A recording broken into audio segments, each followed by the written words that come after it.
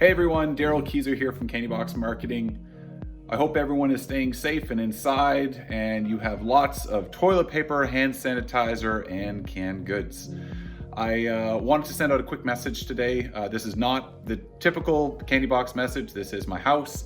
This is my office that I'm going to be working from, and I want to give you guys a quick update on things that you should pay attention to in this next bit with digital marketing, and a couple updates from us as a company. So very quickly, as a studio, Candybox decided to go 100% remote last week, and so we went remote on Wednesday. We are 100% operational. All of our campaign managers, content managers, web developers, designers, project managers, every single person is working. We are having a great time. We've shut down only these social media workshops that were in-person workshops, but everything else is pretty much normal. I wanted to share a few things this morning, just as we're taking a look at our different clients and what's going on in the marketplace. And I want to share 3 really quick points as you're planning out your marketing and communication over this next time. First thing we're communicating to clients is recognize that hindsight is always 20/20 in our response with the crisis. And so when you're looking at responding with your customers and shutting down shop and doing all that stuff, and this stuff has probably been already completed already, PR is made or broken during this time with our response in crisis. And so I would always encourage my customer to be proactive with what you're doing, proactive with communication. It may seem like overkill, but at this point it's not. It's great to let customers know what's going on and make sure that everybody is safe. We have years ahead of us of serving our customers, and we don't want to put that in jeopardy by making one bad call on an event or a meeting. Second thing we're recommending is over-communicate, over-communicate, over-communicate.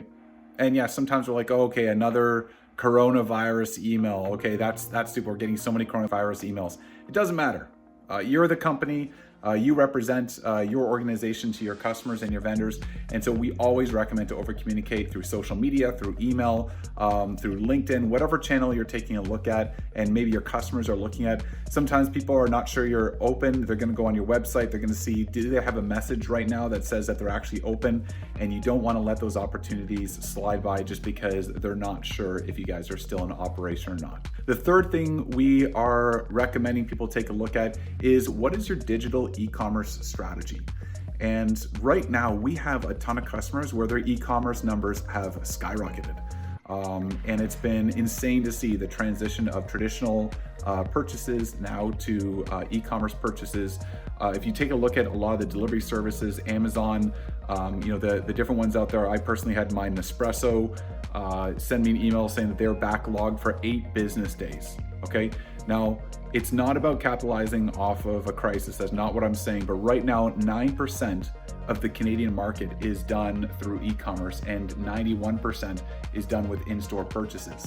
And that's everything. That's groceries, that's your computer equipment, that's every single thing that is actually bought, right? 9% is e-commerce. Now, we don't have the numbers yet because it's still too early to see. But over this next month, you're gonna see e-commerce numbers possibly go up to 20, 30, maybe even 40% of all purchases that are actually happening. And so we've got to pay attention to this. If you have an e-commerce strategy that is a little old or dated or convoluted, hard for customers to understand, it may be a time right now to dust that off and make sure that you're ready for the next month of business, because we don't actually know when this crisis is going to end. Last thing we'd like to encourage you is to not think about your business. Think about the people that are actually in need during this time and see if your company can make a contribution. We recently found out that our local Mississauga Food Bank, so that's themississaugafoodbank.org, needs an additional $360,000 just to make it through this crisis because of the people that are out of work, that don't have food, and that are in desperate need. And so our last small piece of advice is think about a couple other people in your community that may be suffering right now. And as a company, it may be a time to say, you know what, let's not do the Thanksgiving campaign. Let's not do the Christmas campaign. Let's do the campaign when people actually need it during this time of need and donate some money. From all of us at Candybox Marketing, we are hoping that you stay happy, healthy, and safe indoors. Talk to you guys soon.